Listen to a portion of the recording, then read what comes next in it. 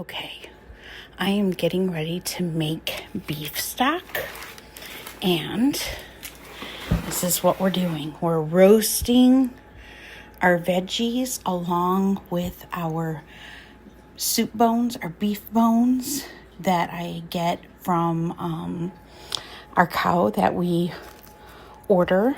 We get a half a cow almost every year. And so what I'm going to do right now is I'm going to put some fresh cracked black pepper. Now I wash all of this. I put it in my strainer. I take a scrub brush and I scrub all of the vegetables so that they're clean. I don't peel them. But making sure they're clean, because this is going to go in your, you're going to eat it. So you don't want dirt in your stock. And I say this with a loving heart because I see a lot of people, especially newbies, or people that just, they don't know. Wash your vegetables, scrub them up as if you were going to eat them, as if you were we're cooking with them. And we're putting them in stock. And even though we're not going to be eating these vegetables, they're still going to go in our stock. So we don't want them dirty. So this is freshly cracked sea salt, freshly cracked black pepper. Everything is washed. I love the leaves. So if you can get celery with leaves, parsnips, carrots, onion. I have 3 big onions cut in half. Also washed up, skin on, adds to the color. And that's it. I'm putting them in a 400-degree oven, about 35 to 45 minutes, depending on your oven. You just want these to get a nice roast on them. I'll come back and I'll show you what it looks like. And then we're going to put it in our water bath canner right there. I love my Ball electric water bath canner. I make all my stock in it. This is beef stock. We just made chicken stock together. And next will be onion stock. Oh, it already smells so good. So anyway, I'll come back and I'll show you what it looks like. So here it is. I'm trying to fight my husband off of them. Danny's eyeballing this one right here. So we're going to see how much, the first pot is going to have a lot of flavor. But if I can squeeze out a second pot using these bones, I will. I've done that before. I've been able to use my soup bones for 2 batches. So, all right. So now what I'm going to do with these is I'm going to get a pair of tongs.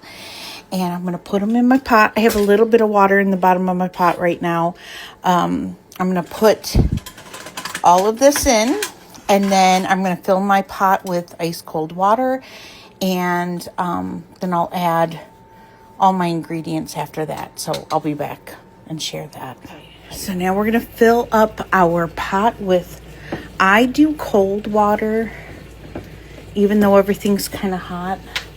To this, I'm going to add just a little bit of Worcestershire sauce. I unfortunately don't have any whole thyme left. I'm all out.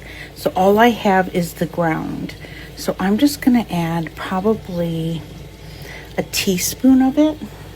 I don't want to add a whole lot because I don't want that to make my stock like really cloudy. We're going to go ahead and we're going to throw in some peppercorn.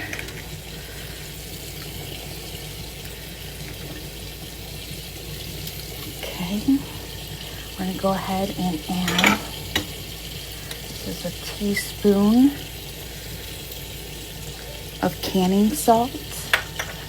And then I'm going to add 3 small little dehydrated bay leaves. And that's it. We're going to fill this up to fill. I've got this on medium heat right now. And then I'm just going to let this slow simmer between, when I start it, I'm at medium, but I cock it down to like just to this one. If you have the fresh tech, that's That's the setting I use.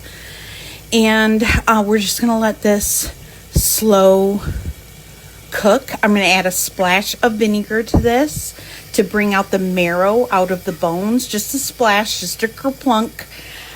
You won't taste it, but that will help get all the marrow out. And I'm just going to slow cook this until Monday morning after my dentist appointment. And then we're going to can it together. I'm so excited. It smells so good. So come back Monday night. I should have a video filmed and ready to go on canning beef stock, which I know I've done with you guys. I think the last time I did this and filmed it was 2 years ago, so it'll be like an updated. But we're going to use our fat separator, we're going to use our cheesecloth, and we are going to strain some beautiful beef broth, beef stock.